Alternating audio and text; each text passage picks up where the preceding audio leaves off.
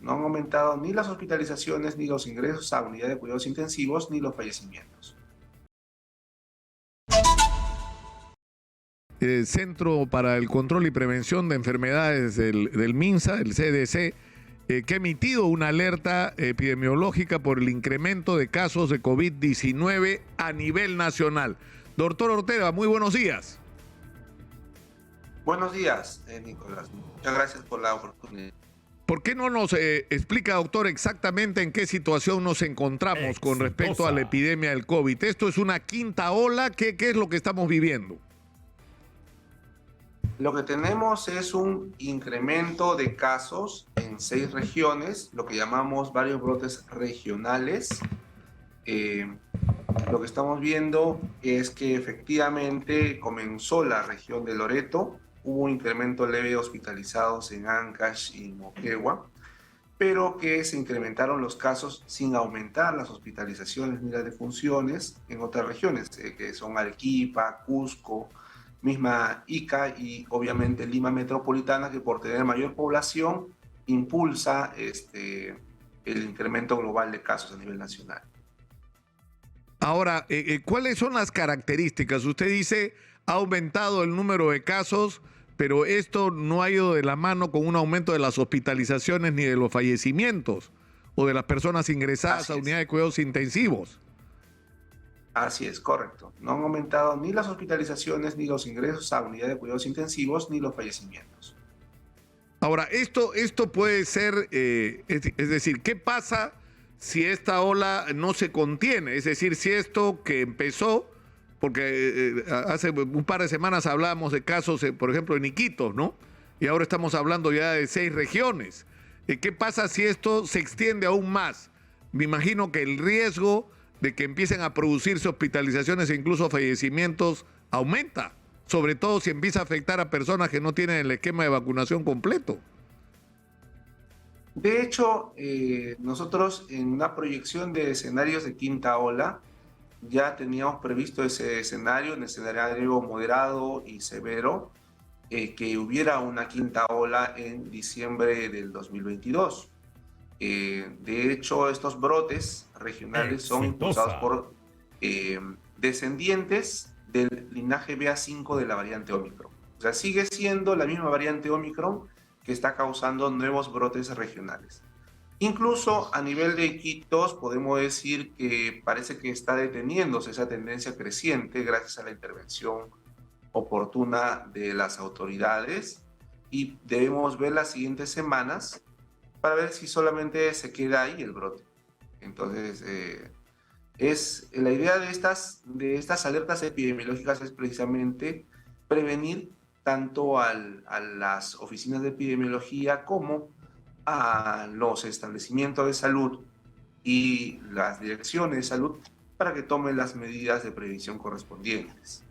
Ahora, ¿cuáles son las características o sea, las personas que presentan COVID? ¿Cuáles son los síntomas que están teniendo en este momento? Los más comunes. Los síntomas son similares a los cuadros que presentaron durante la cuarta ola, es decir, dolores faringeos, algunos se presentan un cuadro semejante a un catarro, ¿no? Otros con ronquera intensa, ¿no? Pero afortunadamente la gran mayoría de casos demora 5 a 7 días en resolverse, ¿no? En otras palabras, estamos hablando de más del 95% de los casos que tienen un curso leve. Es decir, es como un resfriado severo, digamos, ¿no? Y hay casos sí. con fiebres, porque mucha gente se queja de dolores corporales, de fiebres. ¿Eso también es un síntoma o esto es otro fenómeno? Sí se presenta fiebre en algunos casos, pero con la variante Omicron cambió un poco el patrón. Lo de la fiebre intensa, la postración y los dolores intensos eran más frecuentes con las variantes previas a Omicron. Desde el 2022 prácticamente estamos hablando de un cambio notable en las características de la presentación clínica. La mayoría de los pacientes no está presentando afortunadamente cuadros severos. La cuarta ola fue más leve que la tercera. Eso sí, debemos decir que el 80% de los fallecidos durante la cuarta ola fueron personas mayores de 60 años. Entonces, claramente ellos son el grupo vulnerable y de riesgo, y como mencionó usted hace un instante, si es que tiene una pauta incompleta de vacunación, que su última dosis ya pasaron más de 6 meses, entonces son los que tienen riesgo de hacer reinfección más severa, porque cae su inmunidad. El resto de la población en general tiene una duración de inmunidad más mayor, y también tendencia a ser cuadros más leves. Ahora, ¿qué cosa es lo que hay que hacer? Es decir, hay que aislar a los pacientes que presentan síntomas, porque ya usted nos dice, los síntomas no son tan graves, ¿no es cierto?, como en las variantes anteriores a Omicron. Sin embargo, es decir, en algún nivel inhabilita, ¿no es cierto? Es decir, una persona con esos niveles de malestar no está en condiciones de ir a estudiar y trabajar, o probablemente sí. El riesgo es que si va a contagiar a más gente. O sea, ¿cuál es el tiempo de contagio? Usted dice, en 7 días uno ya podría estar fuera, ¿no es cierto? Pero ¿en qué momento uno contagia? Es variable de acuerdo a la persona, pero podemos decir que durante 7 días es el mayor riesgo de contagio. En realidad, la política que debe implementarse, que estamos poniendo las recomendaciones, es que toda persona sintomática, así no sea COVID-19, debería usar una mascarilla. O sea, todo sintomático respiratorio, si tengo una faringitis, un catarro, una influenza, la infección viral respiratoria que sea, debería estar con una mascarilla para no estar esparciendo las gotitas que son contagiosas. Es una buena costumbre que sí debería quedarse. Ahora, igual es importante hacerse la prueba de COVID, ¿no es cierto? Es decir, descartar que es COVID incluso desde el punto de vista de la necesidad de tener la información sobre qué es lo que tenemos al frente y el riesgo de que esto se extienda, porque ahora es una versión leve de COVID, ¿no es cierto? Pero podría venir otra que no necesariamente sea tan leve como la Omicron, esta que usted nos ha descrito, la BA5, ¿no? Podría ocurrir, no se puede descartar nada de medicina, pero en general la tendencia de las variantes, los sublinajes actuales, es que también siguen siendo descendientes de Omicron. Omicron ha desplazado a todas las demás variantes de COVID-19 en el mundo.